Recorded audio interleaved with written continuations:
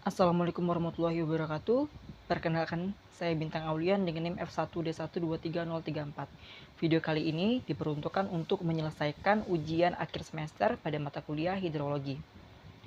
Nah, selamat datang di video pembelajaran hari ini. Di kesempatan kali ini kita akan membahas topik yang sangat penting dan relevan dengan kehidupan kita sehari-hari, yaitu mengenai hubungan antara air tanah dan pencemaran. Tahukah kamu bahwa sebagian besar masyarakat di Indonesia, bahkan lebih dari 70%, mengandalkan air tanah sebagai sumber utama untuk air bersih, mulai dari air minum, memasak, mencuci, sampai keperluan pertanian. Semuanya sangat bergantung pada air tanah. Air tanah sendiri terbentuk dari air hujan yang meresap ke dalam tanah melalui celah dan pori-pori, lalu terkumpul di lapisan bawah yang disebut sebagai akuifer. Nah, proses ini dikenal sebagai infiltrasi. Karena letaknya yang berada di dalam tanah, banyak orang menganggap air tanah itu aman, bersih, dan terlindungi dari pencemaran. Namun pada kenyataannya, ini justru sebaliknya. Air tanah sangat rentan tercemar, terutama ketika terjadi kerusakan lingkungan atau aktivitas manusia yang tidak terkendali di permukaan tanah. Nah, salah satu penyebab utamanya adalah kegiatan pertambangan. Dalam kegiatan pertambangan, tanah dibuka secara besar-besaran, vegetasi hilang, dan batuan yang mengandung logam berat terbuka ke permukaan. Ketika hujan turun, air membawa zat-zat berbahaya ini masuk ke dalam tanah. Nah, dari situlah pencemaran bisa mencapai air tanah, dan dalam jangka panjang bisa membahayakan masyarakat yang menggunakannya. Nah, pada video kali ini kita akan mengkaji lebih lanjut bagaimana pencemaran bisa menyusup ke air tanah, bagaimana penyebarannya, dan sejauh mana dampaknya bagi lingkungan dan kesehatan. Kita akan membahas dua studi kasus nyata yang terjadi di Indonesia, yaitu di Kolaka dan Wonokolo, yang menunjukkan bukti hubungan erat antara aktivitas tambang dan pencemaran air tanah. Jadi tetap bersama saya dan mari kita telusuri lebih dalam. Bagaimana air tanah yang tampaknya aman, ternyata menyimpan resiko besar jika kita tidak menjaga permukaannya dengan bijak. Nah, dalam video ini kita akan menyampaikan rumusan masalah dan tujuan dari kajian terhadap dua jurnal yang telah saya sajikan. Nah, selanjutnya itu kita akan mengupas studi literatur sebagai landasan ilmiah, lalu mengulas hasil dua studi kasus nyata dari jurnal ilmiah. Lalu kita akan mengkaji hubungan langsung antara aktivitas manusia dengan pencemaran air tanah. Dan yang terakhir kita akan menyimpulkan dan memberikan saran terhadap video kali ini. Bagaimana proses pencemaran dapat terjadi pada air tanah? Lalu apa pengaruh aktivitas pertambangan terhadap kualitas air tanah?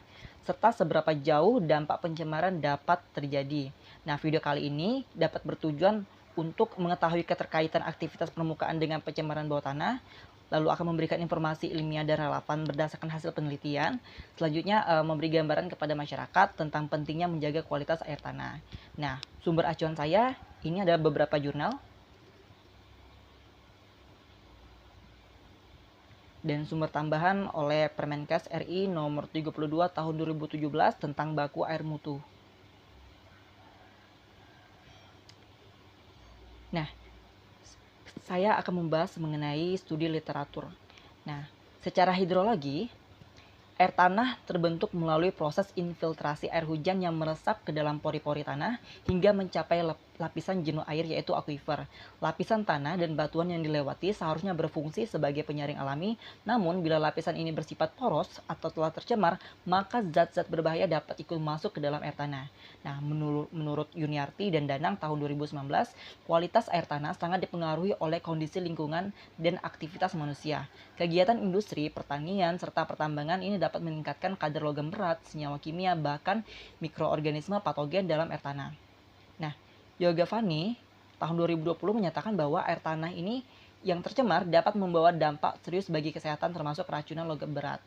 Nah, dalam konteks pertambangan, zat seperti arsen, timbal, kadmium, seng, dan nikel bisa terlarut dalam air dan meresap ke dalam akuifer, terutama di daerah dengan tanah laterit atau batuan ultramafik yang memiliki porositas tinggi. Kita akan membedah dua kasus, yaitu studi kasus di Kolaka oleh Ali Okto tahun 2023. Nah, kita akan membahas satu dulu nih. Nah, penelitian ini dilakukan di Kecamatan Pomala, Kabupaten Kolaka, Sulawesi Tenggara yang merupakan lokasi aktif pertambangan nikel. Nah, metodologi yang dilakukan oleh jurnal ini merupakan atau penelitian ini yaitu dengan melakukan pengambilan sampel air tanah dari sumur bor dan air permukaan dari sungai. Lalu selanjutnya uji laboratorium dengan parameter kualitas air yaitu pH, TDS, BOD, DO, dan kandungan logam berat. Nah, hasil yang didapatkan ternyata terdapat logam berat seperti Cr, Cd, Pb, Ni, dan Cu. Nah, indeks pencemaran atau IP untuk air tanah berada pada kategori cemar ringan. Nah, faktor utama pencemaran yaitu limpasan air hujan dari bukaan lahan tambang, erosi tanah, dan peresapan logam berat ke dalam tanah yang poros. Nah, air tanah yang dangkal sekitar 12-16 meter lebih rentan terhadap pencemaran dibanding sumur yang lebih dalam. Nah, pencemaran air tanah di Kolaka ini disebabkan oleh proses infiltrasi air permukaan yang membawa logam berat masuk ke lapisan akuifer, dibantu oleh kondisi geologi berupa tanah laterit yang sangat poros. Nah, studi kasus selanjutnya yaitu di Wonokolo oleh Subariswanti tahun 2021. Nah, studi kasus ini berlokasi di Desa Wonokolo, Bojonegoro, kawasan tambang minyak tua tradisional. Nah, dengan metodologi yaitu melakukan simulasi pemodelan air tanah menggunakan MATLAB. Nah, parameter yang diuji yaitu Fe, Mn, dan Zn. Hasil yang didapat pada case ini yaitu saat ini kandungan logam masih sesuai baku mutu Permenkes. Namun simulasi distribusi menunjukkan dalam 50 tahun ke depan Mn akan menyebar hingga 1150 meter. Nah, Zn akan menyebar hingga 1400 meter dari titik mencemar.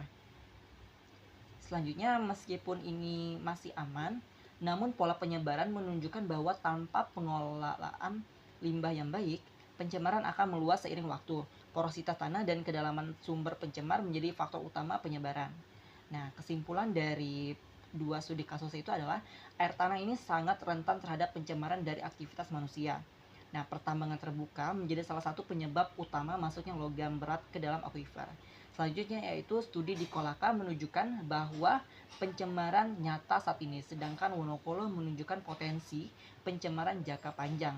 Nah, faktor geologi, topografi, dan porositas tanah berperan besar dalam proses peresapan dan penyebaran polutan. Nah, sedikit saran, perlu dilakukan monitoring kualitas air tanah secara berkala, terutama di daerah pertambangan nih. Nah, selanjutnya yaitu harus ada regulasi dan pengawasan ketat terhadap sistem pengelolaan limbah tambang. Selanjutnya yaitu sumur-sumur warga sebaiknya dilindungi dengan konstruksi yang baik dan kedalaman yang mencukupi. Nah, salah satu yang penting juga yaitu merupakan suatu edukasi masyarakat tentang potensi pencemaran dan cara mitigasinya. Ini sangat penting. Selanjutnya yaitu gunakan teknologi pengelolaan air sederhana, misalnya nih filtrasi karbon aktif untuk menyaring logam berat sebelum air digunakan. Nah, demikian video pembelajaran kali ini mengenai hubungan air tanah dengan pencemaran berdasarkan dua studi kasus dari Kolaka dan Wonokolo. Semoga video ini bisa memberikan wawasan baru dan menjadi motivasi bagi kita semua untuk lebih menjaga lingkungan dan sumber daya air. Terima kasih. Wabillahi taufiq wal hidayah. Wassalamualaikum warahmatullahi wabarakatuh.